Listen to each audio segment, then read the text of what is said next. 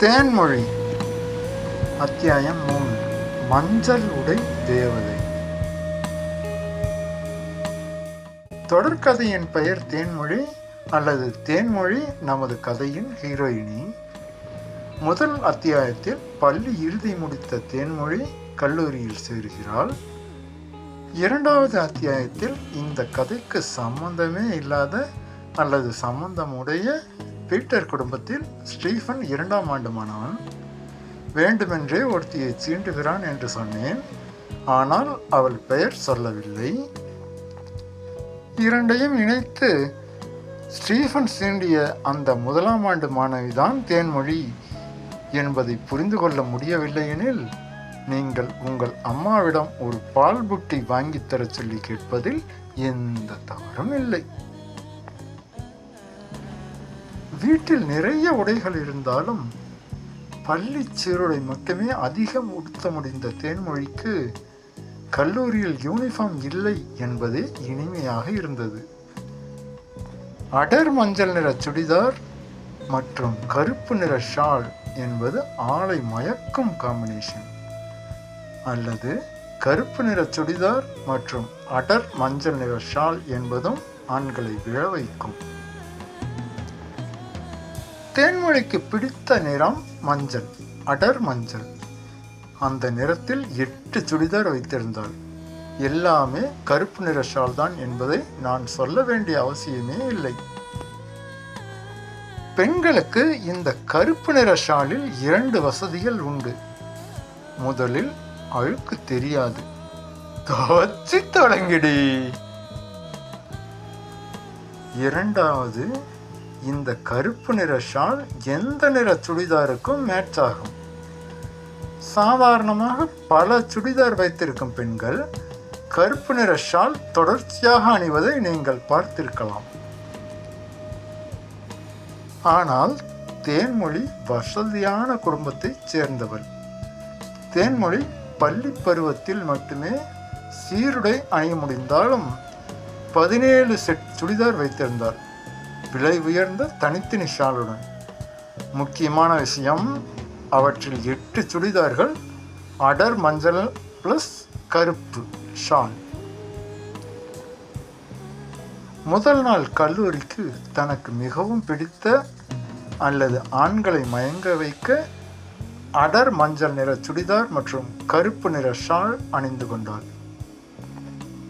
கையில் ஒரு notebook long size. அதை மார்போடு அணைத்து புன்னகையுடன் கண்ணாடியில் பார்த்தாள்.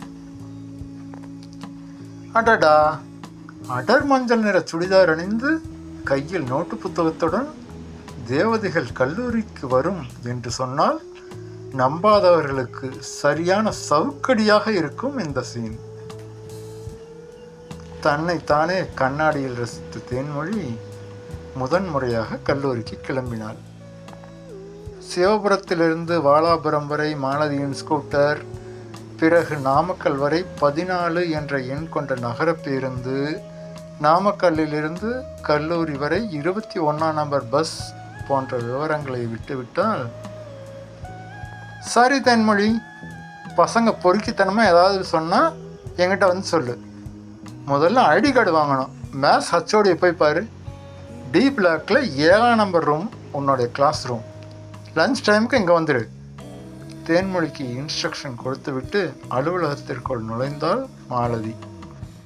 ஆனால் மேத்ஸ் ஹச்ஓடி எங்கே இருப்பாருன்னு சொல்லாமல் போயிட்டாங்களே இந்த மாலதி அக்கா என்று நினைத்து கொண்டாள் தேன்மொழி.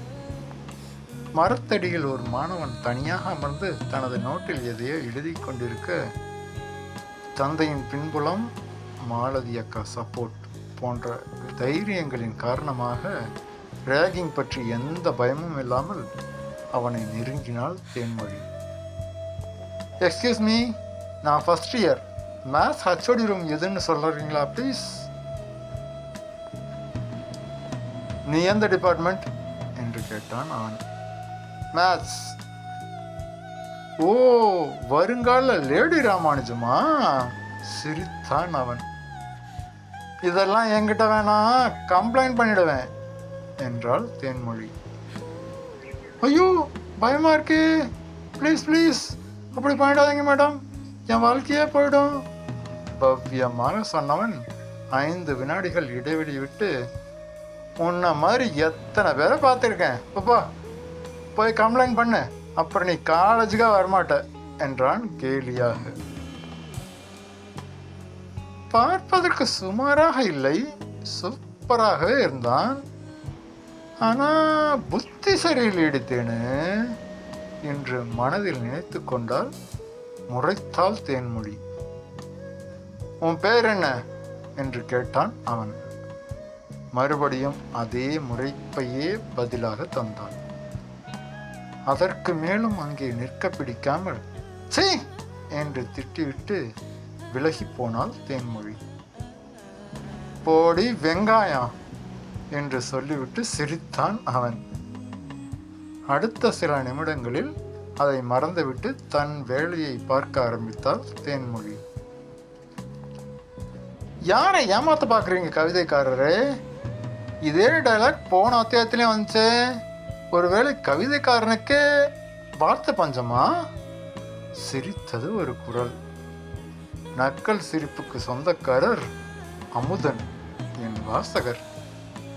அமுதரே, தாங்கள் கவனிக்கும் திறன் அபாரம். டயலாக் கவனித்த நீங்கள் அதை பேசுபவர்கள் யார் என்பதை கவனிக்க தவறிவிட்டீர்கள். போன அத்தியாயத்தில் நடந்த அதே சம்பவம் அது ஸ்டீஃபனின் பார்வையில், இந்த அத்தியாயம் தேன்மொழியின் பார்வையில். மற்றபடி இரண்டும் ஒரே சம்பவம் தான். வசனங்கள் எப்படி மாறும்? அட ஆமால, யூ கண்டினியூ என்று தனக்கு தெரிந்த ஆங்கில வார்த்தையை சொல்லிவிட்டு போனார். சரி, மீண்டும் கதைக்கு வாங்க. மேற்படி சம்பவம் மட்டும்தான் தேன்மொழியின் பார்வையில் என்று நினைத்து விடாதீர்கள். மாலை 4:45, அதே பஸ் ஸ்டாண்ட். ஸ்டீஃபன் அதே போல் சீட் பிடிக்கிறான். ஏதோ ஒரு மாணவன் மாலதிக்கு உதவி செய்யும் எண்ணத்தில் ஸ்டீஃபனுக்கு முன் சீட்டை பிடிக்கிறான். அந்த சீட்டில் மாலதியும் தேன்மொழியும். சீட்டில் அமர்ந்து ஆசுவாசப்படுத்தி கொண்டு, ஏண்டி தேனு, முதல் நாள் காலேஜ் எப்படி போச்சு? பரவாயில்லக்கா, அந்த இங்கிலீஷ் ப்ரொஃபஸர் பெஞ்சமின் மட்டும் கொஞ்சம் அறுத்துட்டாரு. அதை கேட்கலடி, சீனியர் எவனாவது தகராறு பண்ணானா? இல்லக்கா, ஒருத்த மட்டும் திமிரா பேசினான். இதெல்லாம் காலேஜில் சகஜம், ஃப்ரீயா விடு. என்னை போடி வெங்காயம் திட்டாங்கா. எந்த ஊர்ல வெங்காயம் இப்படி மஞ்சக்கலை சுடிதார் போட்டிருக்குன்னு கேட்க வேண்டியதானே? சிரித்தாள் மாலதி. வெகு தற்செயலாக மாலதியை பக்கவாட்டில் பார்த்து பேசும்போது தேன்மொழியின் பார்வை பின் சீட்டில் பதிந்தது. வெங்காயம்னு திட்டின அதே பொறுக்கி கொஞ்சம் தாழ்ந்த குரலில், அக்கா, அவன் பின் சீட்டில் தான் உட்காந்துருக்கான். மாலதி சட்டென திரும்பினாள். போச்சு, காலேஜ் முதல் நாள்லயே தகராறு நடக்க போகுது என்று பயத்துடன் மாலதியை பார்த்தால் தேன்மொழி. தொடரும்.